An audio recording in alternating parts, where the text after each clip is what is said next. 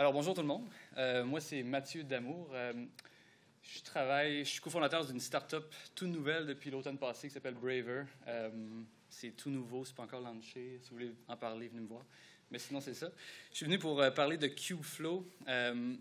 Kubeflow, en fait, c'est la contraction de Kubernetes et de TensorFlow. Ça va plus loin que ça. Je vais d'abord vous expliquer un peu Kubernetes. Ensuite, je vais vous expliquer pourquoi TensorFlow est plus ou moins adéquat aujourd'hui avec les récents développements de Kubeflow. Alors, pour comprendre Kubeflow, il faut vraiment bien comprendre, il faut savoir un peu c'est quoi Kubernetes, sinon ça n'a pas de sens de vouloir utiliser Kubeflow. Et pour pouvoir comprendre Kubernetes, en fait, il faut comprendre Docker, les containers Docker. Et je suis désolé pour ceux qui comprennent déjà super bien ces choses-là, je veux juste passer au travers certains concepts pour que tout le monde soit sur la même base. Alors, un container Docker, ce n'est pas, contrairement à ce que certaines personnes pensent, ce n'est pas une VM. C'est une méthode de virtualisation quand même qui est fournie seulement par les systèmes, principalement par les systèmes Linux. Et c'est une manière de finalement isoler un programme à l'intérieur d'un sandbox pour pas que ce programme-là voit les autres programmes qui roulent sur la machine. Il y a des choses de partager, c'est pour ça qu'il faut faire attention quand on déploie juste à random plein de containers sur une machine.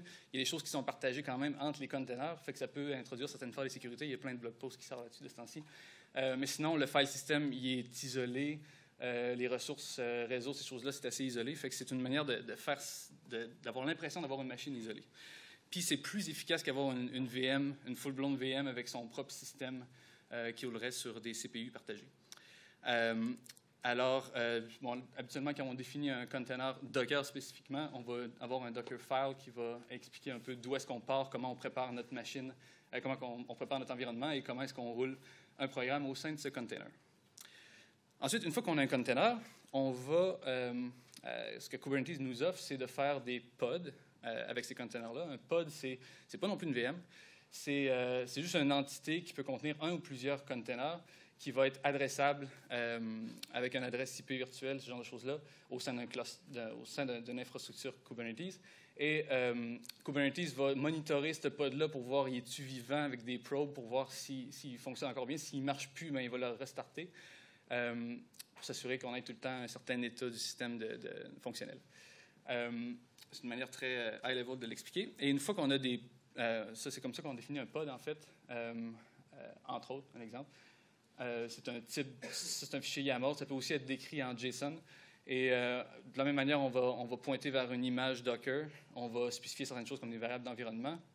Vous pouvez voir que nos mots de passe, c'est pas très, très sécuritaire ici. Puis, bon, il y a des ports, on peut définir des liveness probes, qui est la chose que je vous expliquais, qui va permettre à Kubernetes de poker puis voir est-ce qu'il marche toujours cette chose-là. Une fois qu'on a des pods, on peut faire rouler juste un pod dans un système Kubernetes, c'est suffisant, mais on peut aussi aller plus loin puis faire des replica sets ou des stateful sets.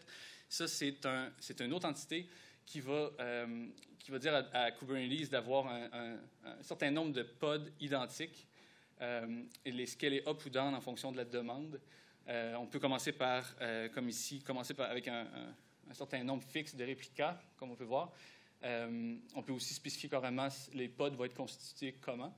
Et après ça, on peut avoir un contrôleur qui va monter la quantité de pods au sein de ce réplica set-là ou la diminuer, dépendant de l'état du système. La différence avec un stateful set, c'est que une des différences avec un stateful set, c'est que un pod qui devient down puis qui doit redémarrer apparaîtra pas comme complètement une nouvelle entité sur le réseau. Ça va être comme si c'était la même entité qui était morte et qui revient. Il va essayer de préserver des particularités. C'est spécifiquement vraiment utile si tu veux faire des choses comme avoir un cluster Kubernetes qui contient des instances Erlang, parce que les instances Erlang, avec EPMD, tu as besoin d'avoir une certaine stabilité au niveau de l'interface réseau. Puis c'est aussi utile pour faire des BD sur une infrastructure Kubernetes. Et l'autre chose que je veux vous parler, après les replica sets, un niveau d'abstraction un peu plus haut, qui est utilisé par Kubeflow, c'est KSONET, qui est une manière KSONET définit des components. Et KSONET permet d'avoir une espèce d'entité de plein de composantes qui sont interdépendantes. C'est-à-dire, si, par exemple, moi, je faisais un site web qui avait un front-end Nginx avec un back-end en Django, puis une BD, puis une instance de Redis, je pourrais toutes les définir à l'intérieur d'un KSONet prototype, qui est comme une espèce de base. Puis une fois que tu as un prototype, tu peux le paramétriser pour faire en sorte qu'il est prêt pour prod, par exemple, ou il est prêt pour staging. Puis ensuite, tu peux appliquer ce que tu as paramétrisé dans un cluster Kubernetes pour qu'il tombe effectif. Puis KSONet va comme s'assurer que l'état désiré est bien appliqué à ton cluster. Fait que là, c'est survol de 10 000 pieds de Kubernetes. Maintenant, je vais vous parler de TensorFlow. TensorFlow, pour faire un peu ce que j'ai fait avec Kubeflow, c'est fait avec deux choses, Tensor et Flow. Tensor, ça vient de l'anglais pour tenseur, qui est une entité mathématique qui décrit, par exemple, un tenseur de degré 0, c'est un chiffre comme 12 ou 42. Un tenseur de degré 1, c'est un vecteur ou un covecteur. Et un tenseur d'ordre 2, excusez-moi, c'est une matrice, par exemple. Tu peux avoir des tenseurs de degré 3, 4, 5, 6, etc. Et flow, mais ça désigne un peu la manière que le calcul ou l'exécution numérique se passe au sein de TensorFlow, qui est comme figuré sous forme de nœuds d'opération dans lesquels tu définis des placeholders ou des variables. Puis une fois que tu remplis ces placeholders-là, tu peux demander à TensorFlow de rouler les trucs, puis ça va le faire d'une manière fluide. C'est juste pour s'aider à se figurer un peu comment les choses sont faites. Alors, un exemple de TensorFlow, puis ça tombe bien parce que ça reprend bien ce que Carl avait fait, c'est MNIST. Ça ici, c'est un peu ce que Carl a fait, mais en beaucoup moins de lignes de code. Ça load MNIST, ça le normalise, ça fait un modèle séquentiel avec les inputs, les 512 nœuds dans la couche cachée. Ça fait un dropout aussi, qui est une méthode pour normaliser, puis pour stabiliser un peu la méthode d'entraînement. Puis ça fait ensuite une couche d'output de 10 nœuds avec une certaine fonction d'activation qui n'est pas celle que Carl a utilisée, mais qui est différente un peu. Puis, alors, il spécifie même l'optimisateur qui est Adam. Ça spécifie quelques autres paramètres. Ensuite, ça fit avec un jeu de données de training set qu'on voit ici. Puis ensuite, ça évolue sur un jeu de données de test pour voir qu'est-ce que ça donne. Alors, c'est ça. Ça, c'est l'avantage que TensorFlow avec Keras, qui est comme il parlait aussi, l'API qui permet d'exprimer du flow de calcul TensorFlow vraiment de manière concise et rapide. Mais là, c'est ça. Je disais que ce n'était pas tout à fait adéquat. C'est parce que quand ça a commencé, c'était vraiment pour déployer des choses TensorFlow dans un cluster Kubernetes. Puis finalement, ils sont allés un peu plus loin. Ils se sont mis à ajouter beaucoup d'outils. Entre autres, ce qu'on peut voir dans le haut à gauche, c'est Chainer. Ensuite, il y a PyTorch qui avait été mentionné par quelqu'un d'autre. MXNet, ces trois-là, c'est des outils qui permettent d'entraîner un modèle de ML de réseau neuronal. Ensuite, il y a Jupyter qui vient avec Kubeflow. Katib, qui est un outil pour optimiser automatiquement les hyperparamètres, si vous pouvez vous rappeler de ce qu'il avait dit sur les hyperparamètres. Ensuite, Seldon, qui est une manière de wrapper un modèle qui a été entraîné à l'intérieur d'un microservice, qui permet ensuite de juste faire des requêtes REST à ce microservice-là puis de recevoir les prédictions. C'est vraiment utile quand tu veux utiliser un modèle TensorFlow en production. Alors ici, je vais vous parler des étapes un peu de quelqu'un qui travaille avec un modèle d'intelligence artificielle.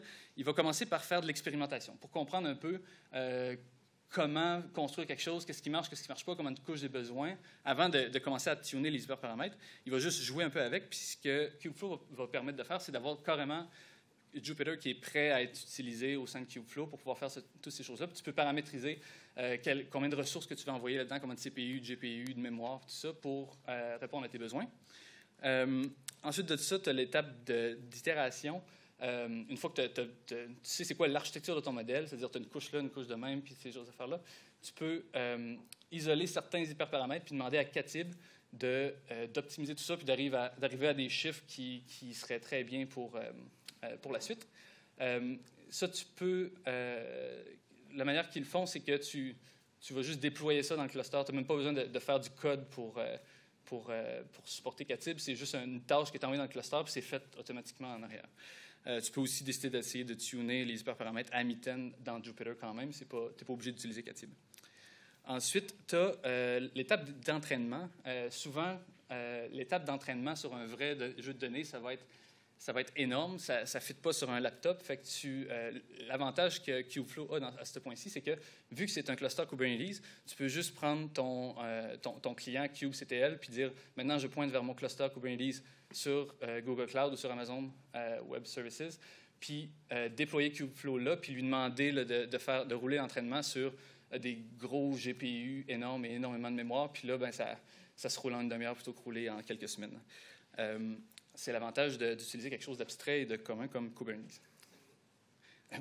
Et finalement, une fois que tu as entraîné ton modèle d'intelligence artificielle puis qu'il est prêt à rouler des prédictions, mais là, tu peux wrapper ton modèle entraîné dans Seldon, comme je parlais, puis d'avoir un microservice dans un cluster Kubernetes. Puis encore là, c'est utile si vous utilisez Kubernetes déjà pour vos besoins ailleurs dans votre infrastructure. Entre autres, si vous avez déjà serveurs web et composantes diverses, mais ça devient juste un autre microservice adressable sur le réseau, sur le cluster avec un nom de domaine. Alors, je voulais vous faire une démo, sauf que, comme vous avez entendu, il reste 5 minutes. C'est pas réaliste. En fait, je ne ferai pas de démo. Ce que je vais faire, je vais vous montrer un exemple de comment ça pourrait marcher si vous le faisiez vous-même. Alors, pour installer Kubeflow, en fait, c'est vraiment simple. Vous téléchargez un script qui est à une adresse comme ça. Je vais publier les slides sur Slack. Puis vous le roulez vous le pipez ça dans Bash, ça s'exécute. Puis ça présume que vous avez Minikube d'installer sur votre système. Minikube, c'est pas compliqué à installer. Allez voir, faites Google Minikube, c'est pas compliqué. Ensuite, vous initialisez en disant que bon, il faut que ça soit sur la plateforme Minikube. Ça pourrait être sur GKE ou sur Amazon Services, c'est correct. Ensuite, on génère les composantes KSONet. Vous vous rappelez KSONet? Et ensuite, on l'applique au cluster Kubernetes qui est actuellement activé auprès du client kubectl. Et après quelques minutes à rouler, il va vous dire, voici le dashboard. Kubeflow est disponible à l'adresse suivante et le dashboard de Jupyter Hub est disponible à cette adresse-là. Puis là, ben, quand vous l'essayez, ça marche, vous arrivez devant ça. C'est très sécuritaire sur Minikube. En fait, vous rentrez n'importe quel username, password, ça va marcher. Ce qui est intéressant, c'est qu'il va utiliser votre nom d'usager pour spawner une instance dans Kubernetes. Fait que vous pouvez finalement avoir plusieurs instances de Jupyter qui roulent, qui sont isolées dans des machines différentes sur Kubernetes, dans des pods différentes, c'est pas des machines, des pods différents dans Kubernetes. Comme vous pouvez voir ici, j'avais fait un username qui s'appelait admin, avec le mot de passe admin, fait que ça fait Jupyter admin. Jupyter 0, ça c'est le hub de Jupyter qui spawn plein de machines sur demande. Puis ça, c'est tous les autres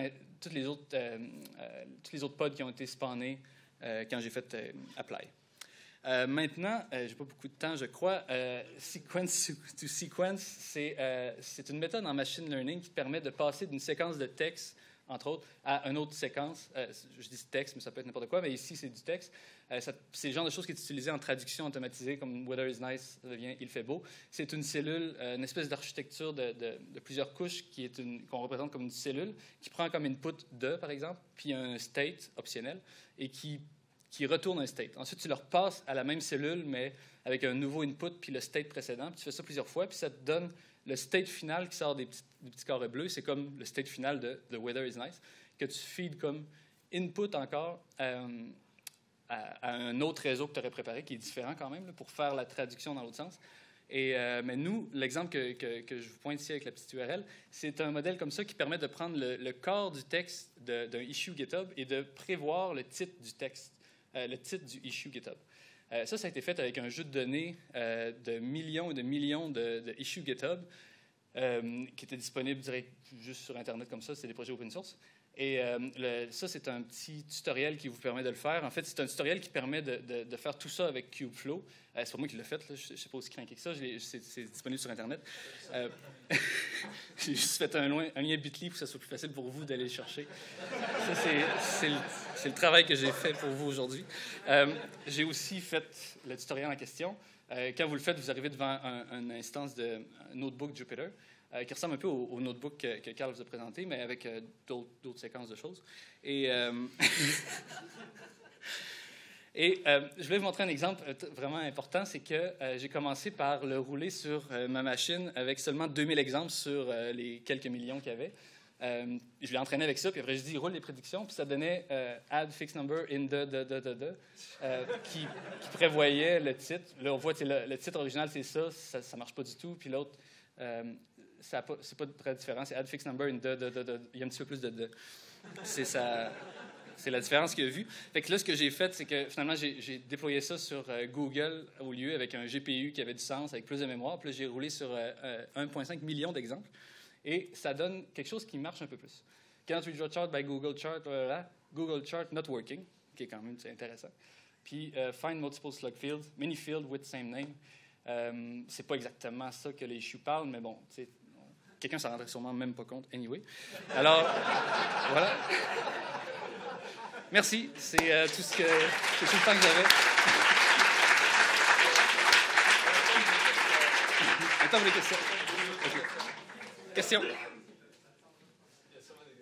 Oui. C'est quoi le niveau de flexibilité, mettons? Es-tu obligé d'utiliser TensorFlow ou tu pourrais utiliser Keras? Puis pour l'optimisation des hyperparamètres, es-tu obligé de prendre leur tool à eux ou tu pourrais prendre... Non, c'est ça. En fait, même le tutoriel n'utilise même pas Catib. C'est juste c'est quelqu'un qui veut aller next level puis qui veut plus taponner, il pourrait utiliser ça puis apprendre. Mais sinon, j'ai fait j'ai taponné avec les hyperparamètres directement dans le notebook. Mais tu pourrais faire ça. Mettons, HyperOpt ou je sais pas. Oui, absolument. En fait, quand on instancie les machines Jupyter là, qui vont servir le notebook, tu peux spécifier le path vers un instance de Docker que tu aurais préparé toi-même avec tes propres dépendances. Puis c'est ça qui va spawner dans le cluster Kubeflow. Autre question? Merci.